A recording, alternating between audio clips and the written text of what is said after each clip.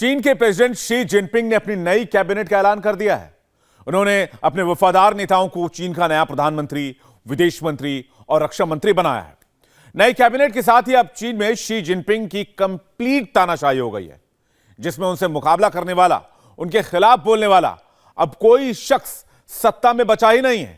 Jinping की cabinet में जितने भी नाम आए हैं, उनका एजेंडा बिल्कुल क्लियर है। दुनिया में चीन का दबदबा कायम करना और उसे दुनिया की सबसे बड़ी सुपर पावर बनाना और तकनीक के दम पर एक छत्र राज कायम करना। जिनपिंग के इस एजेंडे ने दुनिया में खतरे की घंटी बजा दी है।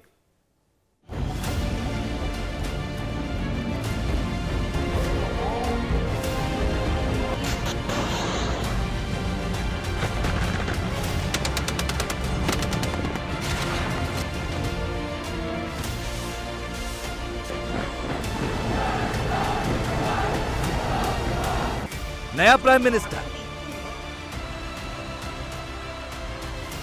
फ्रेश फॉरेन मिनिस्टर, नए रक्षा मंत्री। जिनपिंग ने अपने सारे कमांडर बदल डाले। फ्रीडम ऐप से सीखकर आप कड़कनाथ मुर्गियों का पालन करते हैं क्या? अगर ऐसा है तो आप अपनी मुर्गियों को 1 करोड़ फ्रीडम ऐप के जो ग्राहक हैं, उन्हें बिना किसी खर्चे के आप उसे बेच सकते हैं।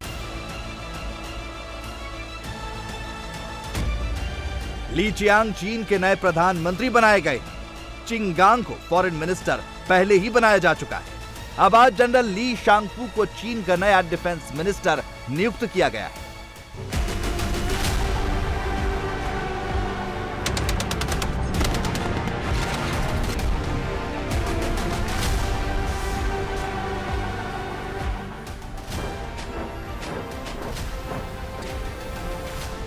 चीन के तानाशाह शी जिनपिंग ने अपने तीसरे कार्यकाल का आगाज मंत्रियों की नई फौज के साथ किया।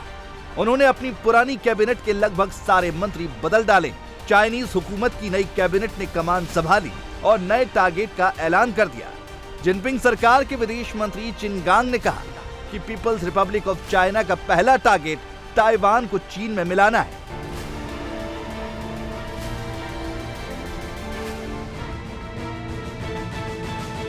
बीजिंग में अपनी पहली प्रेस कॉन्फ्रेंस में चीन के विदेश मंत्री ने कहा कि ताइवान का विलय चीन का सबसे बड़ा टारगेट है।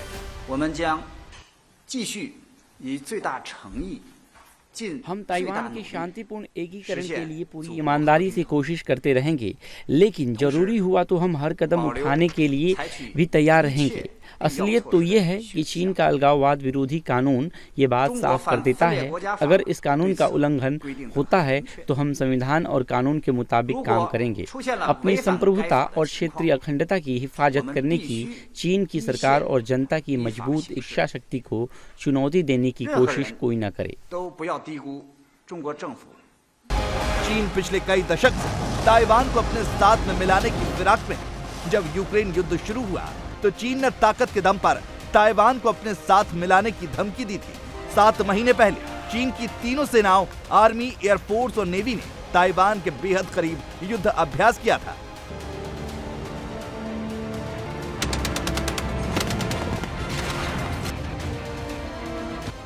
अब कमान संभालते ही चीन के नए विदेश मंत्री चिनगांग ने ताइवान को धमकाया कि वो आग से ना खेले। ताइवान की आज़ादी ताइवान जल संधि में शांति और स्थिरता के बिल्कुल खिलाफ है। ये ठीक वैसे ही है जैसे आग और पानी एक साथ नहीं रह सकते। ताइवान जल संधि में शांति और स्थिरता को असली खतरा ताइवान की आज़ादी की वकालत करने वाली अलगाववादी ताकतें हैं। इसकी मजबूत बुनियाद वन चाइना पॉलिसी पर टिकी है और इसके हिफाजत करने वाले वो 3 साझा बयान हैं जो अमेरिका और चीन ने जारी किए हैं। ताइवान के मसले को गलत ढंग से हैंडल करने से अमेरिका और चीन के रिश्तों की बुनियाद हिल जाएगी। असल में शी जिनपिंग का असली टारगेट ताइवान नहीं, अमेरिका है, वर्ल्ड की इकलौती सुपर पावर। चीन इस वक्त अपनी सेनाओं का मॉडर्नाइजेशन कर रहा है। जिनपिंग अपनी फौज को नई तकनीक और नए हथियारों से लैस कर रहे हैं।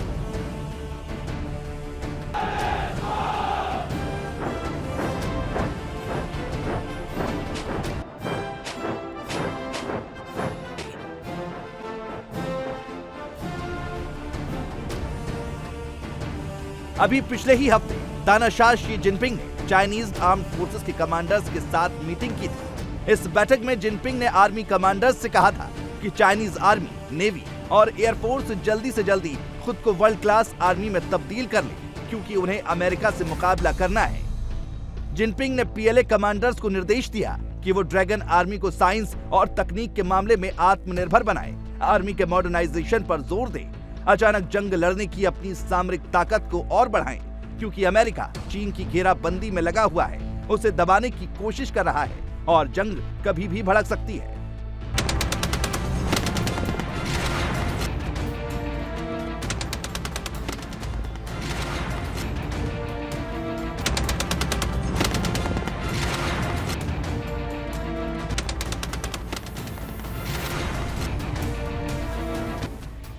शी जिनपिंग ने अपने इस एजेंडे को आगे बढ़ाने की जिम्मेदारी पीएलए के जनरल ली शांगफू को दी है। ली शांगफू को चीन का नया रक्षा मंत्री बनाया गया है।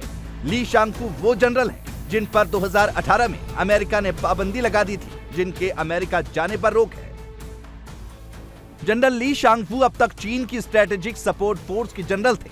पीएलए की strategic support force space, cyber और इलेक्ट्रॉनिक युद्ध के मोर्चे के लिए जिम्मेदार होती है। ली शांगफू के रूस से अच्छे संबंध रहे हैं। जनरल शांगफू ने ही रूस से सुखोई 35 लड़ाकू विमान और S-400 मिसाइल डिफेंस सिस्टम खरीदने का सौदा किया था। जनरल शांगफू के नेतृत्व में ही चाइना ने एंटी सैटेलाइट मिसाइल टेस्ट किया था। ली शांगफू को नया डिफेंस मिनिस्टर बनाने के साथ ही चीन ने अमेरिका को चेतावनी दी, अगर अमेरिका नहीं सुधरा तो जंग तय है। चीन के बारे में अमेरिका की जो सोच है, जो नजरिया है, वो बहुत ही गड़बड़ है।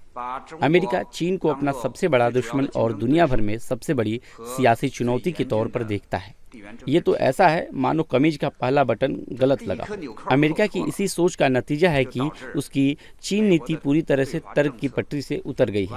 अगर अमेरिका अपने ऊपर लगाम नहीं लगाता और गलत रास्ते पर चलता रहता है तो फिर उसके पटरी से उतरने को कोई रोक नहीं सकता और चीन के साथ उसका टकराव और संघर्ष तय है। इससे जो तबाही मचेगी उसका असर किस पर पड़ेगा? ऐसा मुकाबला बेलगाम जुआ है जिसमें दोनों देशों और मानवता का भविष्य दांव पर लगा है। जाहिर है चीन इसका विरोध करता है।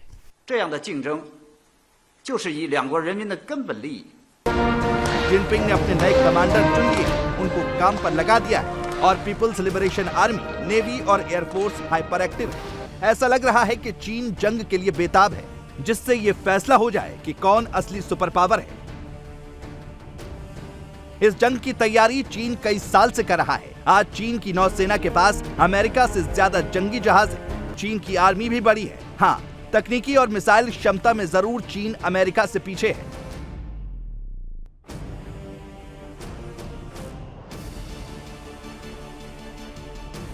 चीन की सेना में 20 लाख जवान हैं, तो अमेरिका की सेना में 13,90,000 जवान हैं। चीन के पास 5,10,000 रिजर्व जवानों की फौज है, तो अमेरिका के पास 4,42,000 रिजर्व जवान हैं।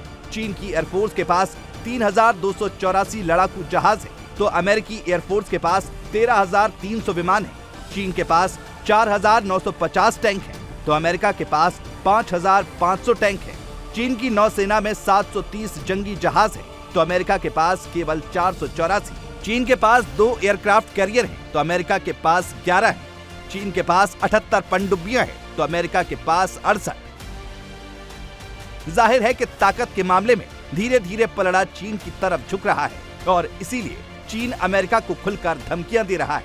अमेरिका की इंटेलिजेंस एजेंसीज भी लगातार चेतावनी दे रही हैं कि अमेरिका का सबसे बड़ा दुश्मन चीन ही है।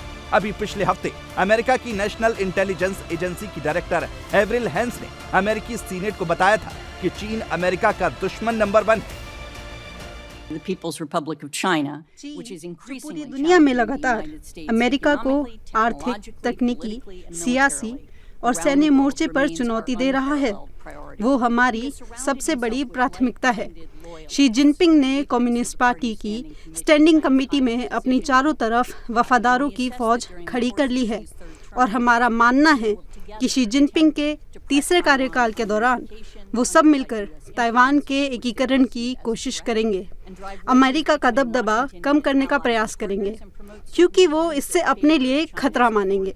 इसके अलावा जिनपिंग के वफादार अमेरिका और उसके साथियों के बीच दरार डालने और तानाशाही नियम कायदे थोपने की भी कोशिश करेंगे। and by preserving stability in its relationship with the United States. अमेरिकी सीनेट के सामने एफबीआई और सीआईए के डायरेक्टर्स की पेशी भी हुई थी। दोनों ने अमेरिका को चीन से बढ़ते खतरे की चेतावनी दी थी। सीआईए के डायरेक्टर विलियम बर्न्स ने कहा कि आज चीन तकनीक के मामले में अमेरिका को कड़ी टक्कर दे रहा है। सेमीकंडक्टर चिप हो, सैटेलाइट या फिर ड्रोन, चीन हर मामले में अमेरिका से आगे निकलने की होड़ में है। सीआईए डायरेक्टर ने कहा कि तकनीक ही अमेरिका और चीन के रिश्तों का भविष्य तय करेगी। मुझे लगता है कि चीन और अमेरिका के बीच सिर्फ तकनीक की क्रांति के मामले में मुकाबला नहीं है। सच तो यह है कि आगे चलकर ये तकनीक और खुफिया सेवाओं का भविष्य भी तय करेगी। आपको तो पता है कि हमने पिछले कुछ वर्षों में कई नए कदम उठाए हैं जिससे तकनीकी क्रांति की हमारी क्षमता को सुरक्षित कर सकें। अभी पिछले हफ्ते अमेरिका की नेशनल इंटेलिजेंस एजेंसी ने एक रिपोर्ट में गंभीर चेतावनी दी थी और कहा था कि चीन अपने परमाणु हथियारों की संख्या तेजी से बढ़ा रहा है। वो परमाणु हमले के लिए इंटरकॉन्टिनेंटल मिसाइलें दागने के सैकड़ों ठिकाने डेवलप कर रहा है। 2030 तक चीन खुद को अंतरिक्ष में बड़ी ताकत बना लेगा और 2045 तक वो अंतरिक्ष के मामले में अमेरिका से भी आगे निकल जाएगा।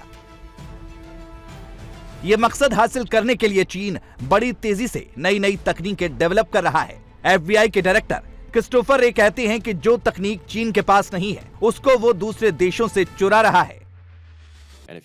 जब आप देखते हैं कि चीनी क्या चुरा रहे हैं तो उनकी नजर तकनीक पर ही है। तो हमें कारोबारी तबके के साथ और मिलकर काम करना होगा जिससे ये चोरी रोक सके।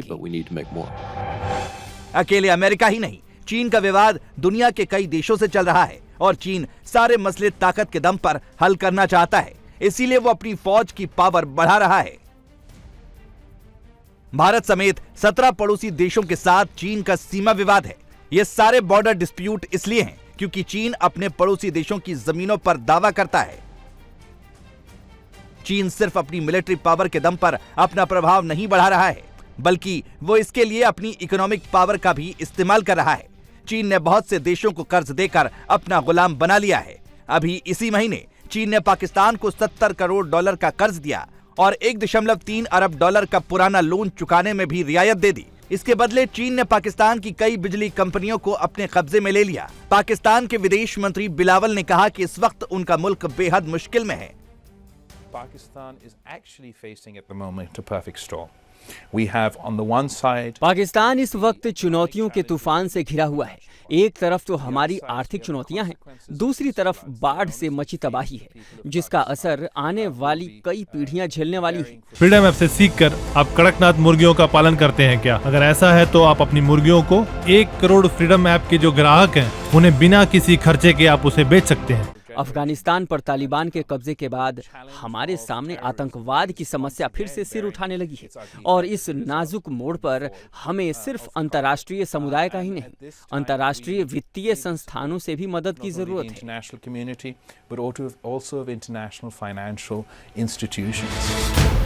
पाकिस्तान के पूर्व वजीर आजम इमरान कहते हैं कि आज दुनिया भर में पाकिस्तान का मजाक बन रहा है।